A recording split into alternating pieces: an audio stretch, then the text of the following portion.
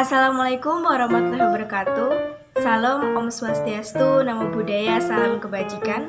Sebelumnya, perkenalkan, kami dari kelompok 13 akan memaparkan hasil dari laporan observasi yang kami lakukan di sekolah dasar mengenai layanan bimbingan dan konseling.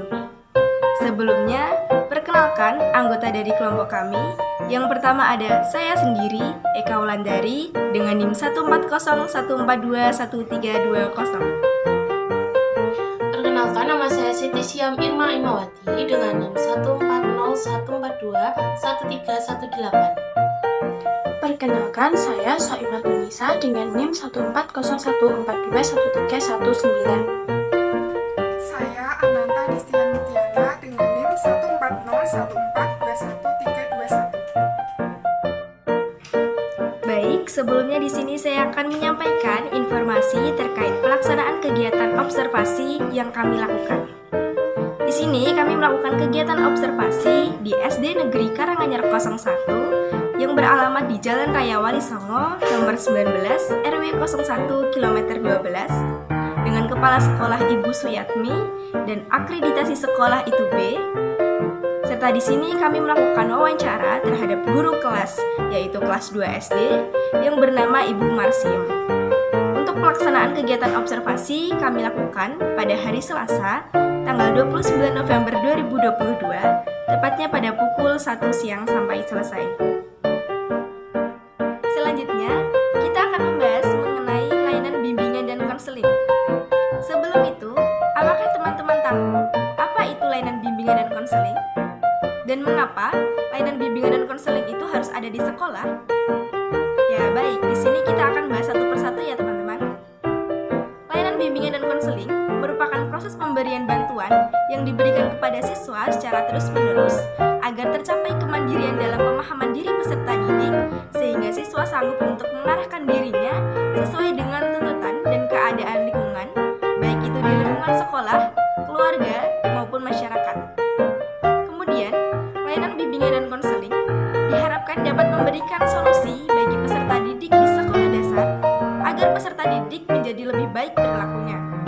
Selain itu, layanan bimbingan dan konseling juga diperlukan untuk mengatasi permasalahan-permasalahan yang ada di sekolah dasar bagi peserta didik maupun bagi yang lainnya. Siapa yang menjadi guru pembimbing di SD Karanganyar 1? Berdasarkan hasil observasi yang telah dilakukan, pembimbing di SD Negeri Karanganyar 1 dilakukan oleh guru kelas. Guru kelas menjadi garda terdepan yang berhubungan langsung dengan peserta didik. Peran guru kelas sebagai pembimbing lebih merujuk pada pengajaran batin seperti akhlak yang lebih memperhatikan permasalahan siswa ketika proses pembelajaran berlangsung. Namun, selain guru kelas yang menjadi pembimbing di SD Karanganyar 1, terdapat pihak lain yang dapat menjadi pembimbing di SD, seperti kepala sekolah, guru mata pelajaran, guru olahraga, dan guru agama. Materi selanjutnya yaitu masalah-masalah yang dialami oleh siswa di SD Karanganyar 1. Masalah-masalah yang dialami oleh siswa di SD Negeri Karanganyar 1 merupakan faktor yang timbul dari ketidaksesuaian antara harapan dan kenyataan dalam proses pembelajaran. Masalah-masalah yang dialami oleh siswa di SD Negeri Karanganyar 1 yaitu antara lain yang pertama, permasalahan siswa belum bisa memahami potensi diri sendiri. Kedua, siswa belum dapat memahami potensi diri sehingga banyak dari siswa yang masih kurang percaya diri. Yang ketiga, siswa tidak dapat menyelesaikan masalah sendiri sehingga masih menggantungkan bantuan dari orang lain. Masalah yang keempat yaitu keterlambatan akademik seperti memiliki IQ tinggi namun tidak bisa memanfaatkan kecerdasannya secara optimal. Yang kelima, permasalahan belajar anak yang berhubungan dengan permasalahan fisik berupa kesehatan kebugaran, misalnya obesitas, kondisi medis seperti penyakit flu dan batuk, masalah penglihatan, rabun, dan lain-lain.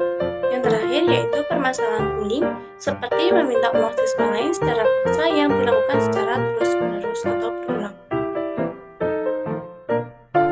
Selanjutnya yaitu layanan bimbingan di SD Karanganyar 1. Yang pertama, terdapat orientasi. Yang kedua, informasi. Yang ketiga, penempatan atau penyaluran. Yang keempat, pembelajaran. Yang kelima, konseling perorangan. Yang keenam, layanan bimbingan kelompok. Dan yang ketujuh, konseling kelompok. bermasalah di SD Karanganyar 1, guru mata pelajaran akan bekerja sama dengan pihak-pihak lainnya. Apabila permasalahan tersebut merupakan masalah yang bersifat internal, maka guru akan bekerja sama dengan orang tua atau wali dari peserta didik. Kemudian, apabila permasalahan tersebut memang membutuhkan penanganan yang lebih serius, maka sekolah akan mengadakan kerjasama dengan layanan-layanan organisasi masyarakat, seperti Babinsa atau Bintara Pembina Desa, Babin Kamtibnas atau Bayangkara Pemuda Keamanan dan Ketertiban Masyarakat, Kelurahan, PKK atau Pemberdayaan Kesejahteraan Keluarga, dan Polda atau Polisi Daerah. Materi selanjutnya adalah program layanan bimbingan di SD Karanganyar 01. Program layanan bimbingan masih dilakukan secara individual terhadap peserta didik secara langsung. Layanan bimbingan masih bersifat sederhana. Layanan yang disediakan di SD Negeri Karanganyar 01 yaitu layanan dasar bimbingan dan konseling, layanan responsif, layanan perencanaan individual dukungan sistem, serta pemberian layanan bimbingan dan konseling. Baik, yang selanjutnya adalah simpulan dari observasi kelompok kami, yaitu layanan bimbingan di SD Negeri Karanganyar 01 belum ada guru BK khusus yang memberi layanan khusus untuk permasalahan peserta didik. Pembimbing dalam sekolah yaitu guru kelas yang dibantu dengan guru lainnya. Hal itu karena guru kelas merupakan garda terdepan yang berhubungan langsung dengan peserta didik. Masalah-masalah yang sering ditemui oleh peserta didik yaitu pada masalah keterlambatan belajar peserta didik, permasalahan belajar anak yang berhubungan dengan permasalahan fisik berupa kesehatan dan kebugaran. Dalam menyelesaikan permasalahan peserta didik, sekolah melakukan kerjasama dengan orang tua dengan layanan-layanan organisasi masyarakat seperti Babinsa atau Bintara Pembina Desa, Babin Kamtibnas atau Bayangkara Pembimbing Keamanan dan Ketertiban Masyarakat, Kelurahan, PKK atau Pemberdaya Kesejahteraan Keluarga, dan Polda atau Polisi Daerah. Layanan yang tersedia di SD Negeri Karanganyar 01 yaitu layanan dasar bimbingan dan konseling, layanan responsif, layanan perencanaan individual dukungan sistem, serta pemberian layanan bimbingan dan konseling.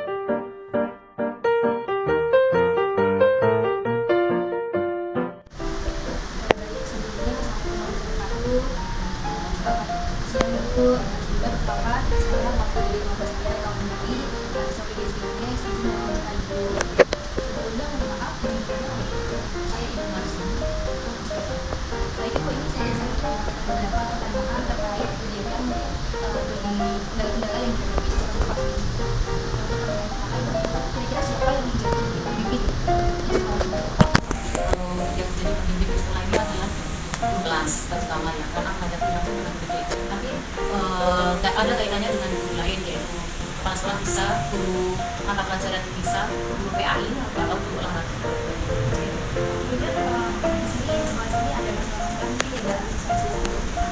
Untuk masalah SD kelas rendah itu ya antara kelas 1, 2, dan 3 ini misalnya ya anak-anak belum bisa belum bisa mengatasi permasalahan diri sendiri. Misalnya ya kebetulan saya ngajar kelas 2 ini ada yang belum bisa membaca, tetapi ada juga yang belum bisa menulis.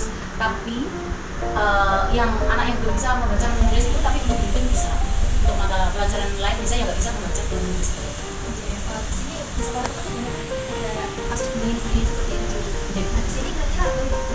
Untuk bullying ya dalam hal kecil, misalnya kemarin itu di kelas 2 itu terjadi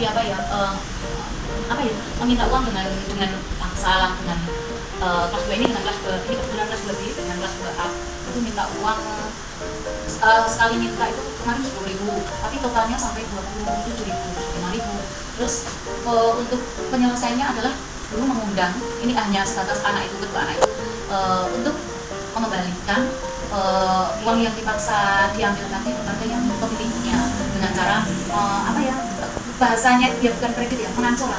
Uang sakunya dipotong, uang sakunya dipotong. Sedangkan anak itu sendiri ketakutan kalau dilaporkan kurang. Biasanya berarti untuk mengatasi permasalahan tersebut langsung ke guru kelas nih. Guru kelas. Kemudian adakah layanan-layanan bimbingan yang mungkin sudah dilakukan di SD ini?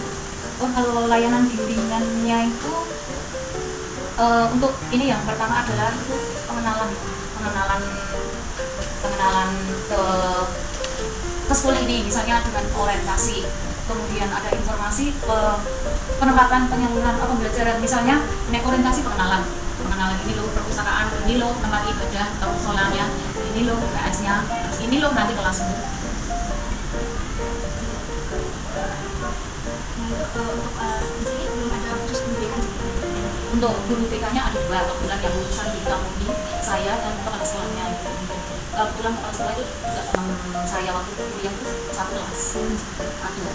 Cuma kan untuk SD itu kan untuk layanan bimbingan kan ditangani oleh guru kelas. Nah, bekerja sama dengan olahraga atau kepala sekolah tenaga ahli. Berarti untuk menyelesaikan tersebut guru kelas bekerja sama dengan guru makanan. Iya. Kemudian untuk menyelesaikan masalah tersebut, tadi Ibu sudah bilang guru kelas bekerja sama dengan guru-gurunya. Tapi apakah sekolah sini itu mengajak kerja sama seperti psikolog atau layanan organisasi masyarakat lainnya seperti itu?